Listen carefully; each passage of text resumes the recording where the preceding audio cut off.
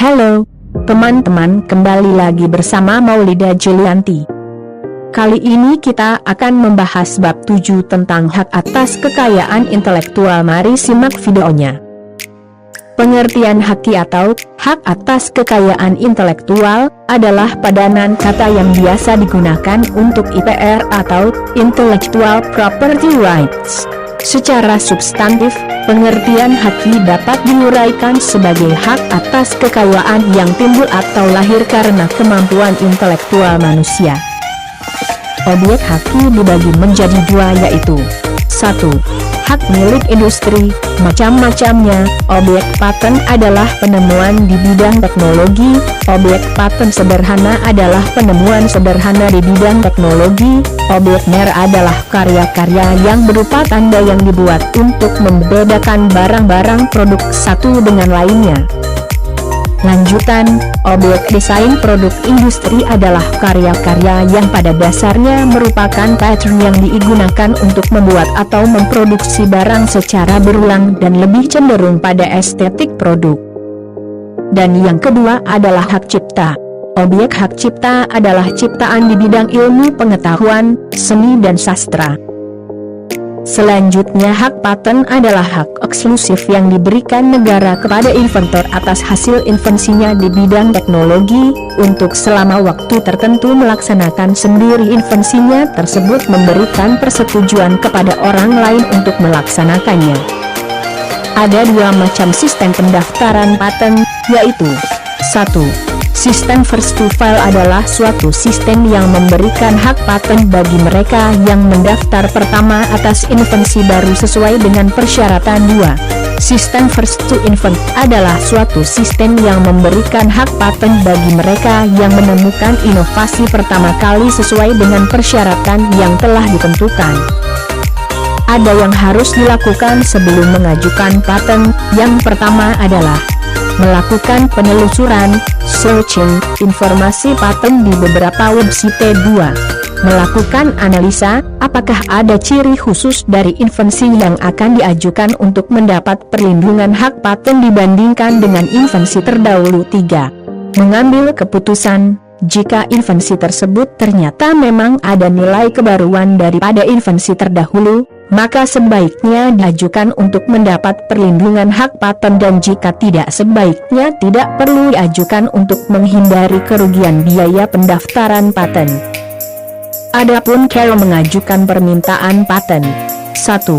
Tanggal, bulan dan tahun surat permintaan. 2. Alamat lengkap dan jelas orang yang mengajukan permintaan paten. 3. Nama lengkap dan kewarganegaraan penemu. 4. Dalam hal permintaan diajukan orang lain selaku kuasa, dilengkapi pula nama lengkap dan alamat lengkap kuasa yang bersangkutan. 5. Surat kuasa khusus dalam hal permintaan diajukan oleh kuasa. 6. Permintaan untuk diberi paten. 7. Judul penemuan yang harus dinyatakan secara singkat dan jelas, serta menunjukkan bidang teknik yang dimaksud dalam uraian dan sesuai dengan judul dalam surat permintaan.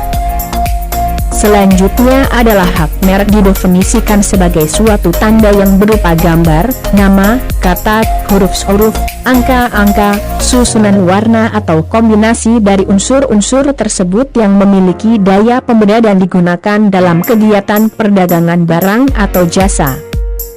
Macam-macam hak merek. Merek dagang adalah merek yang digunakan pada barang yang diperdagangkan oleh seseorang atau beberapa orang secara bersama-sama atau badan hukum untuk membedakan dengan barang-barang sejenis lainnya. Merek jasa adalah merek yang digunakan pada jasa yang diperdagangkan oleh seseorang atau beberapa orang secara bersama-sama atau badan hukum untuk membedakan dengan jasa-jasa sejenis lainnya. Lanjutan. Merek jasa adalah merek yang digunakan pada jasa yang diperdagangkan oleh seseorang atau beberapa orang secara bersama-sama atau badan hukum untuk membedakan dengan jasa-jasa sejenis lainnya. Jangka waktu perlindungan merek. Merek yang terdaftar mendapat perlindungan hukum untuk jangka waktu 10 tahun atas permintaan pemilik merek. Jangka waktu perlindungan merek terdaftar dapat diperpanjang setiap kali untuk jangka waktu yang sama. Selanjutnya ada hak cipta, adalah hak eksklusif bagi pencipta atau penerima hak untuk mengumumkan atau memperbanyak ciptaannya atau memberi izin itu dengan tidak mengurangi pembatasan-pembatasan menurut peraturan perundang-undangan yang berlaku. Pemegang hak cipta ada 3 yaitu 1. Pencipta sebagai pemilik hak cipta, atau 2. Orang badan lain yang menerima hak dari pencipta, atau 3. Orang badan lain yang menerima lebih lanjut hak dari penerima sebelumnya. Pengalihan hak cipta 1. Pewarisan 2. Hibah 3. Wasiat 4. Dijadikan milik negara 5. Perjanjian. Hal-hal yang menyebabkan permintaan hak cipta ditolak. 1. Ciptaan yang di luar bidang ilmu pengetahuan 2. Ciptaan yang tidak orisinal 3. Ciptaan yang tidak diwujudkan dalam bentuk yang nyata 4. Ciptaan yang sudah merupakan milik umum. Jangka waktu perlindungan hak cipta pasal 29 ayat 1. 1 buku, pamflet dan semua hasil karya tulis 2 drama atau drama musikal, tari, koreografi 3 segala bentuk seni rupa, seperti seni lukis, seni pahat, dan seni patung 4 lagu atau musik dengan atau tanpa teks 6 arsitektur 7 ceramah, kuliah, pidato, dan ciptaan sejenis lain 8 alat peraga 9 peta 10 terjemahan, tafsir, saduran, dan bunga rampai. Pelanggaran hak cipta.